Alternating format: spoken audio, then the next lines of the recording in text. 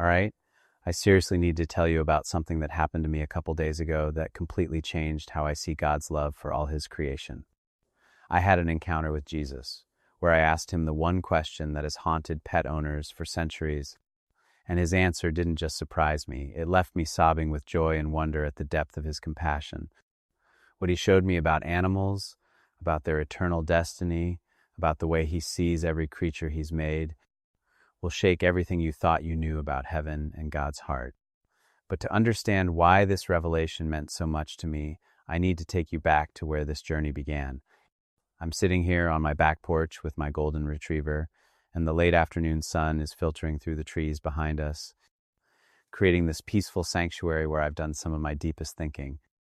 There's something about being in nature with animals that makes you feel closer to God's original design, and today I can't stop thinking about what Jesus revealed to me. But to understand why his answer meant so much, let me back up to when I was 8 years old and experienced my first real heartbreak. Our family dog, a gentle collie named Samuel, had been my constant companion since I could walk, and when he grew old and frail, I watched my parents make the hardest decision any pet owner faces. I remember sitting in my bedroom that night, tears streaming down my face, asking my mom the question that was tearing my little heart apart. Will I ever see Samuel again in heaven? The answer she gave me, though well-intentioned, left me feeling empty and confused about God's plan for his creatures. She told me what many Christian parents tell their children, that animals don't have souls like humans do, that heaven is reserved for people, and that I needed to accept that Samuel was just gone forever. Even at 8 years old, something about that answer felt wrong in my spirit, like it didn't match the God of love I was learning about. Years passed, and I carried that question with me through childhood, through my teenage years, through my early acting career. Every time I formed a bond with an animal, that same fear would creep in, the fear that these beautiful creatures I loved were somehow less valuable to God than I was. When I got the role of Jesus in The Chosen, that question became even more pressing. How could I portray a God of infinite love and compassion while believing that he created these magnificent beings only to let them disappear into nothingness? It felt like a contradiction I couldn't reconcile in my heart or my faith. During filming of season 5, we had several scenes with animals, sheep, donkeys, even some dogs that belonged to the local families in our filming locations. Watching Jesus interact with these creatures, seeing the way the script portrayed his gentle care for all creation, made my childhood question resurface with renewed intensity. I started researching what the Bible actually says about animals and eternity. I dove into Hebrew and Greek texts, studied the original words used for soul and spirit, and discovered that the scriptures are far more mysterious and hopeful about animal afterlife than most of us have been taught. I learned that the Hebrew word nephesh, often translated as soul in reference to humans, is also used to describe animals in Genesis. I discovered that Ecclesiastes asks, who knows if the human spirit rises upward and if the spirit of the animal goes down into the earth, implying uncertainty, not certainty about their fate. But all my research still left me with intellectual knowledge rather than heart knowledge. I had verses and theological arguments, but I didn't have peace. I didn't have the assurance that my 8-year-old self had desperately needed, and that millions of pet owners around the world still desperately need today. 3 months ago, I adopted a rescue dog, this beautiful golden retriever you see with me today. I named him Shepherd, and from the moment he came into my life, that old childhood question came flooding back with overwhelming force. How could I love this creature so deeply if God didn't? Shepherd has this way of looking at me with such pure, unconditional love that it reminds me of how I imagine Jesus looks at us. There's no judgment in his eyes, no agenda, just complete acceptance and joy. If God created animals with this capacity for love, surely he wouldn't create them just to vanish forever. 2 weeks ago, while we were filming some of the final scenes for season 6, I found myself in an empty moment between takes, sitting quietly with my eyes closed, and I felt this overwhelming urge to pray about this question that had haunted me for decades. I felt like God was inviting me into a deeper conversation. Wherever you're watching this from right now, whether it's morning with your coffee or late at night when you can't sleep, drop a comment and let me know where you are and what time it is. I'd love to know we're sharing this moment together. Back to what I was saying, I prayed with more desperation than I'd prayed about anything in years. I said, Jesus, I need to know. I need to understand your heart for the animals you created. Are they just temporary beings, or do they have a place in your eternal kingdom? Please, I need an answer that my heart can rest in. That night, I went to bed with that prayer still echoing in my spirit. I felt restless, expectant, like something significant was about to happen.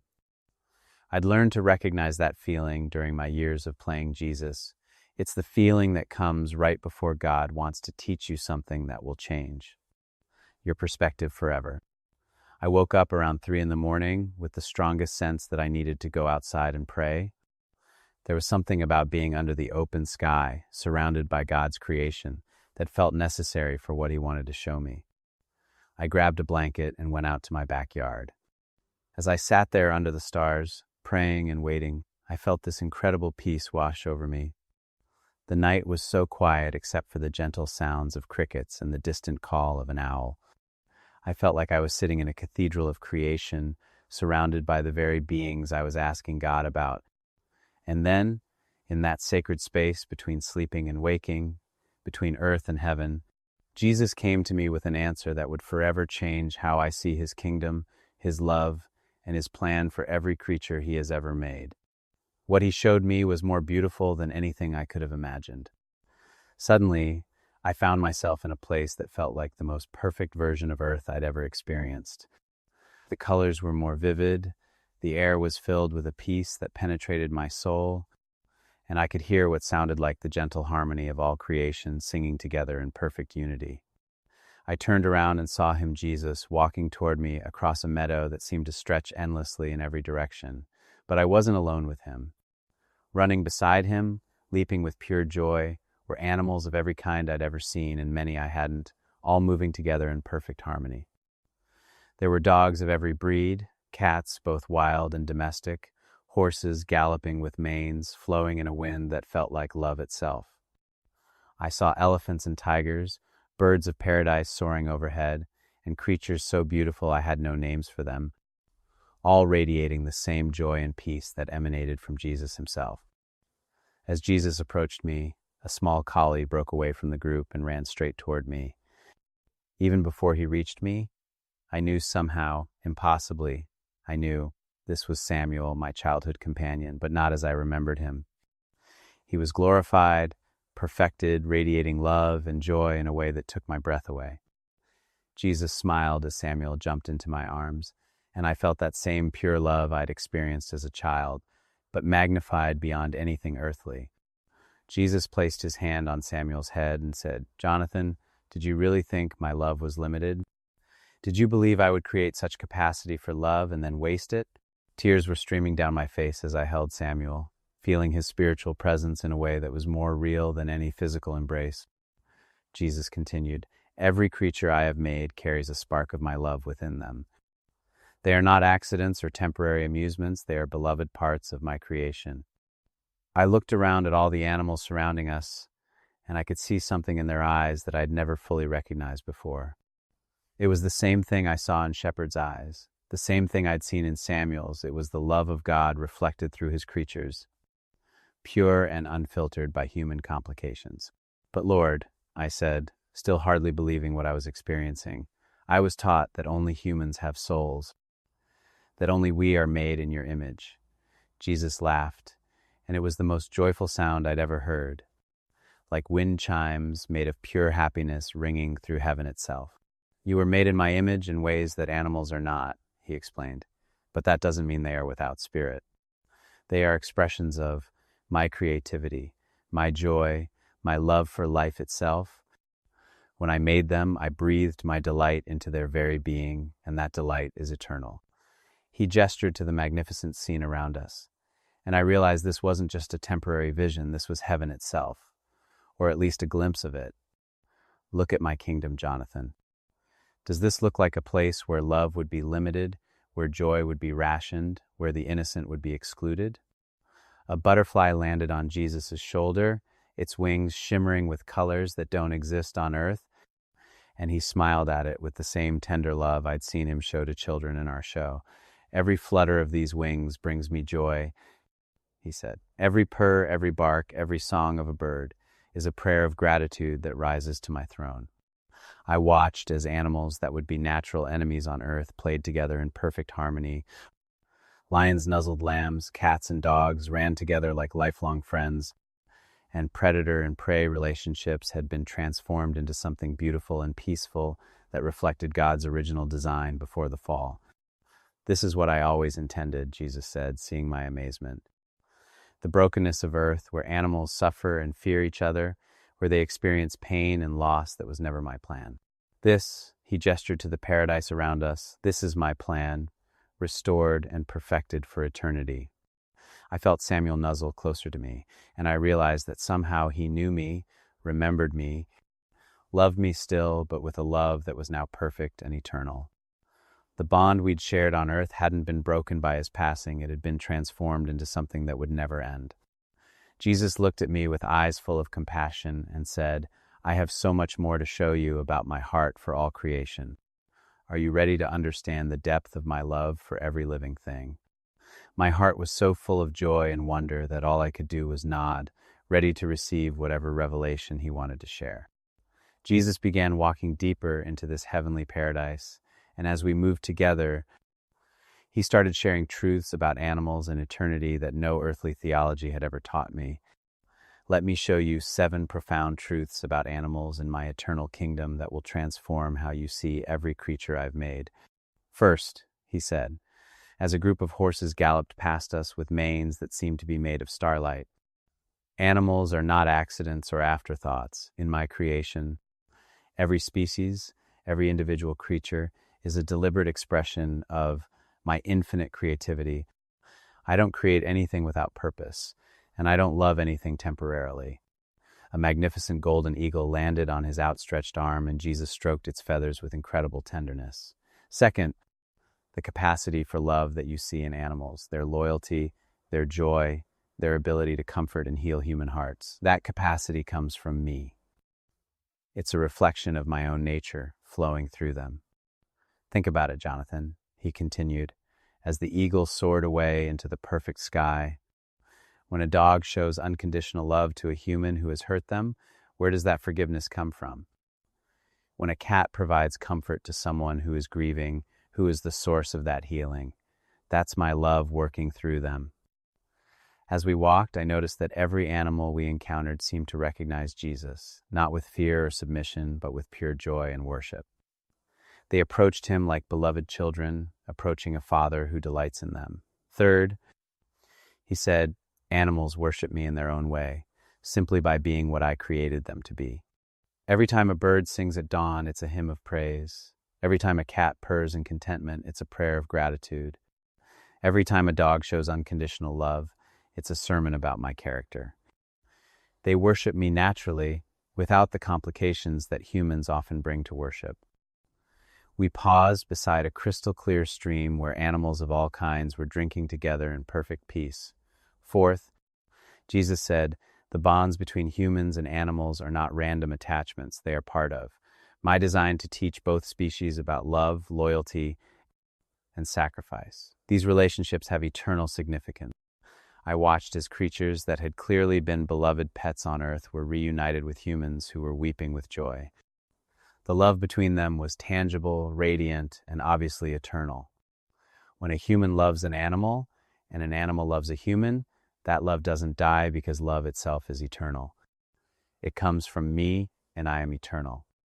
"Fifth," he continued, and his voice became especially tender, "every animal that has ever brought comfort to a hurting heart, every pet that has provided companionship to the lonely, every creature that has sacrificed for another, their service is precious to me and will be rewarded in my kingdom."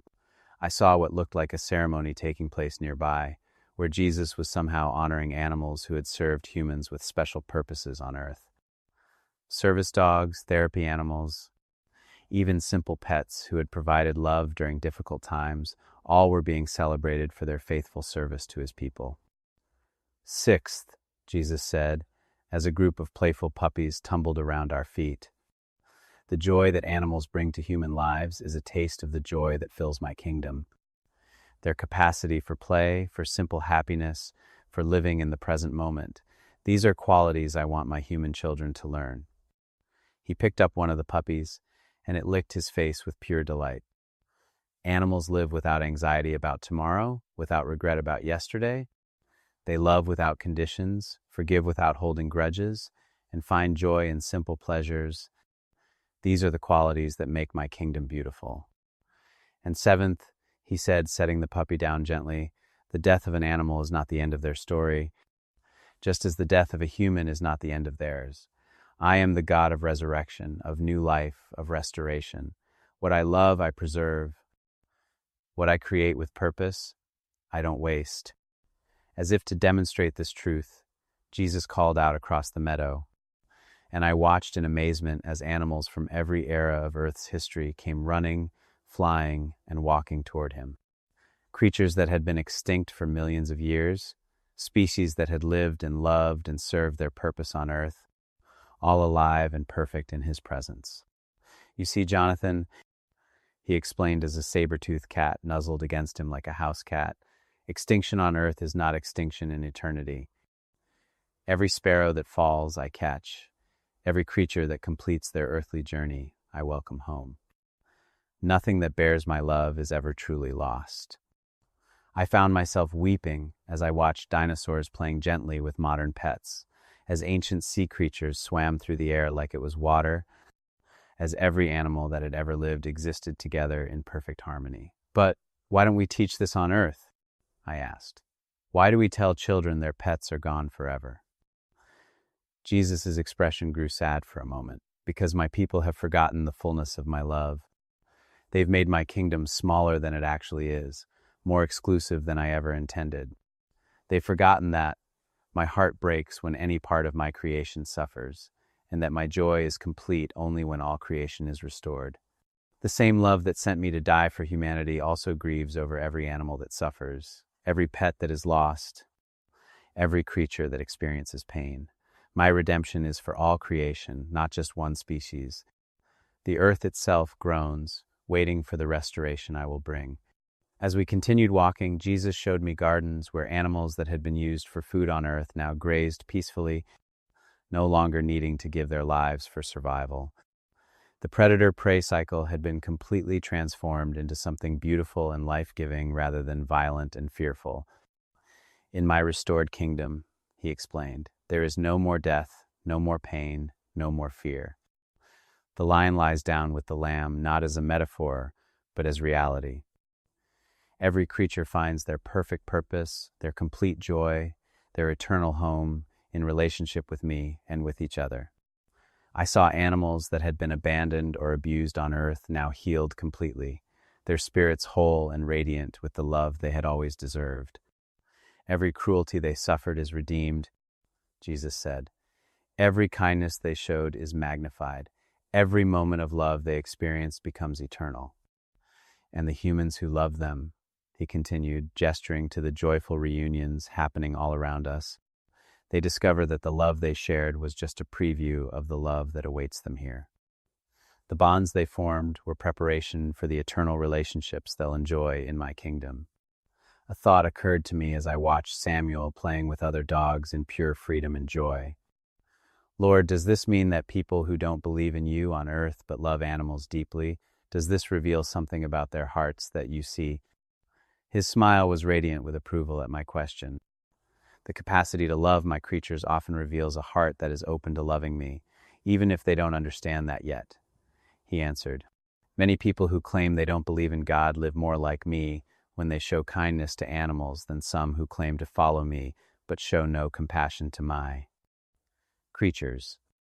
Love recognizes love, Jonathan. When someone rescues an abandoned animal, they're participating in my work of redemption. When someone shows mercy to a suffering creature, they're reflecting my character. These acts of love matter more than they know, and they will be honored in my kingdom. As Jesus finished sharing these incredible truths, I felt him gently place his hand on my shoulder. But now, Jonathan, I want to show you something that will heal the 8-year-old boy who lost Samuel and every person who has ever grieved the loss of a beloved animal. My heart began racing with anticipation and wonder. Suddenly, we were standing at the edge of what looked like the most beautiful reunion I'd ever witnessed. Animals and humans who had been separated by earthly passing were finding each other again, and their joy was so pure and intense that it filled the entire atmosphere with radiant love and celebration. I watched as an elderly woman was knocked over by an enormous Great Dane who covered her face with kisses, both of them weeping with happiness. I saw a little girl running toward a white horse that reared up on its hind legs in excitement before gently nuzzling her with perfect recognition and love. "This is what happens," Jesus said softly, "when my children who have loved animals well arrive in my kingdom. The separation that seems so final on earth is revealed to be only temporary. The love that seemed lost forever is discovered to be more alive than ever before." Then Jesus turned to me with the most compassionate expression I'd ever seen on his face. "Jonathan, your Samuel has been waiting for you." Before I could fully process what he meant, I heard a familiar bark behind me, and my heart nearly exploded with recognition and joy. I turned around to see not just my childhood Samuel, but my grandmother's cat Whiskers, my uncle's horse Thunder, and even a small turtle I'd rescued as a teenager. Every animal I'd ever loved, ever cared for, ever formed a bond with was running toward me with expressions of pure joy and recognition. As they surrounded me with love, I felt every grief I'd ever carried about losing them melt away completely. This wasn't just a reunion, this was a revelation that the love I'd shared with these creatures had always been eternal, had always been part of God's perfect plan, had never actually been broken. I buried my face in Samuel's glorious fur and wept like that 8-year-old boy who had been told he'd never see his dog again. But these weren't tears of grief, they were tears of overwhelming joy, of relief so profound it felt like my soul was finally able to breathe after holding its breath for decades. Jesus knelt down beside us as I held Samuel, and I felt his presence like a warm embrace surrounding both of us. "Every tear you cried for him I caught," he whispered. "Every night you missed him, I was comforting him here while he waited for you. Love like this doesn't die because it comes from me, and I am life eternal." Through my tears, I looked up at Jesus and saw that he was crying too, not from sadness, but from pure joy at witnessing this restoration. "This is why I came," he said, "to make all things new, to restore all relationships, to heal every broken heart, to reunite every love that seemed lost forever." As other beloved animals crowded around me, I realized I was experiencing something beyond my wildest dreams or hopes. The pain I'd carried since childhood wasn't just being healed, it was being transformed into joy so complete and perfect that it felt like my heart might burst from the fullness of it. "But Lord," I managed to say through my tears, "why doesn't everyone know this? Why do we let people suffer unnecessarily, thinking their beloved pets are gone forever?" His expression grew tender with understanding for all the hearts that were still carrying that pain. "Because people have forgotten the scope of my love," he answered gently. "They've believed lies that make my kingdom smaller than it really is. But you, Jonathan, you're going to help change that. You're going to share this truth with those who need to hear it." I felt the weight of that calling settle on my heart, not as a burden, but as a privilege. To think that God would trust me with this message of hope, this revelation of his infinite love for all creation, it was almost too wonderful to believe. Yet I was living it in this moment. As I held Samuel and felt the love of every animal I'd ever cared for surrounding me, I understood something profound about God's character. His love doesn't exclude, it includes. His heart doesn't reject, it embraces. His kingdom doesn't diminish love, it multiplies it infinitely. Every person who has ever loved an animal and wondered if they'd see them again, Jesus said, they're asking the right question. Love that pure, that innocent, that joyful, it reflects my own heart, and everything that reflects my heart has a place in my eternal kingdom. The scene around us was filled with such celebration, such perfect joy, that I never wanted it to end. But I could sense that this revelation was meant to be shared, not kept. The healing I was experiencing was meant to flow through me to heal others who were carrying the same childhood pain I'd carried for so long. As Jesus prepared to send me back with this incredible message, Samuel looked up at me with eyes that somehow communicated that this wasn't goodbye. Again, it was see you soon. The love between us was now established as eternal, unbreakable, and that knowledge filled me with a peace I'd never known was possible. When I opened my eyes, I was back in my yard under the stars, but everything had changed. The grief I'd carried for decades was gone, replaced by a joy and peace so profound that I could barely contain it. I looked at Shepherd sleeping beside me, and I saw him not as a temporary companion, but as an eternal friend. I spent the rest of that night just sitting there, processing what I'd experienced, feeling the weight and wonder of the message I'd been given. When morning came, I called everyone I knew who had lost beloved pets, and I shared with them the incredible hope that Jesus had revealed to me. The response was overwhelming. People who had carried grief for years suddenly found healing.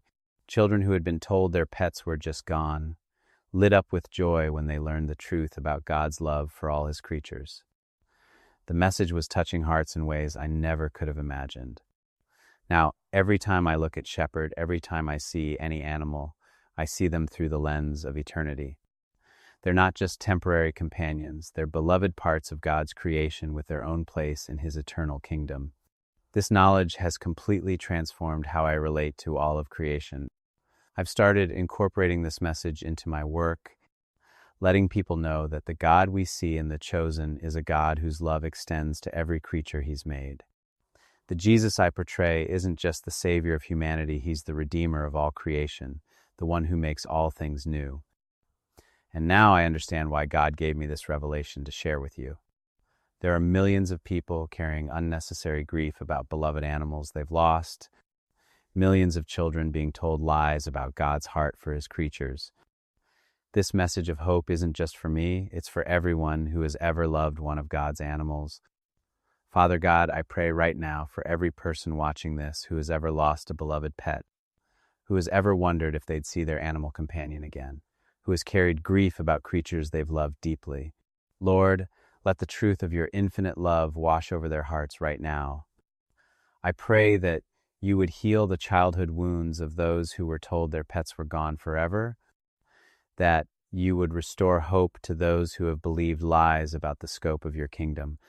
Help them to understand that your love includes all creation, that your heart breaks over every suffering creature. For those who are loving animals right now, help them to see these relationships as sacred, as reflections of your own heart, as previews of the eternal joy that awaits in your kingdom. Let them love without fear, knowing that nothing rooted in your love is ever truly lost. Lord, I pray that this message would bring comfort to the grieving, hope to the heartbroken, and joy to all who hear it.